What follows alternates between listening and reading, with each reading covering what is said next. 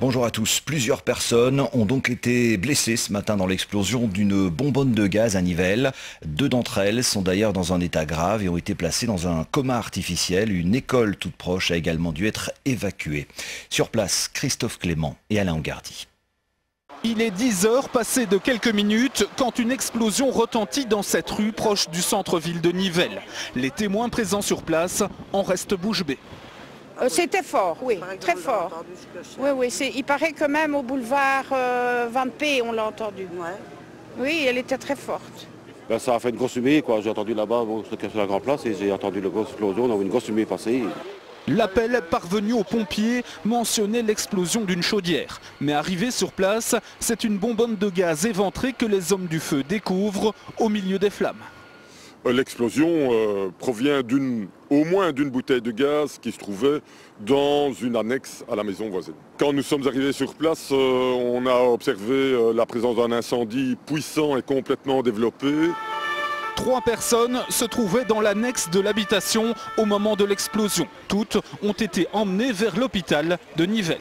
2 d'entre eux ont des brûlures fort importantes et donc ont été placés en coma artificiel avec respirateur et devront être transférés prochainement dans un centre pour grands brûlés.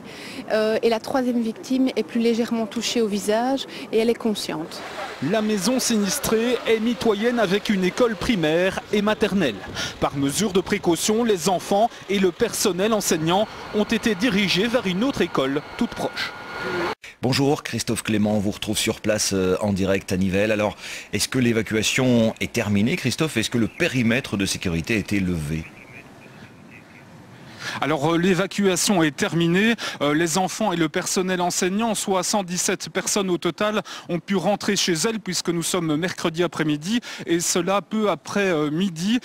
Les parents s'en sortent donc avec une belle frayeur puisque certains se trouvaient sur la grande place de Nivelles quand ils ont entendu l'explosion qui a retenti peu après 10 heures. L'école en question est mitoyenne vraiment avec l'habitation où l'explosion s'est produite et certaines vitres de l'école ont carrément volé en éclats.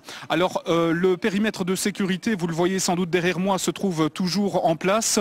Il faut tout d'abord, avant de lever toutes les précautions, permettre au parquet de Nivelles de travailler sur place et de comprendre ce qui a pu provoquer l'explosion de cette bonbonne d'une part. Le parquet de Nivelles tente également de déterminer ce que faisaient sur place les 3 personnes blessées.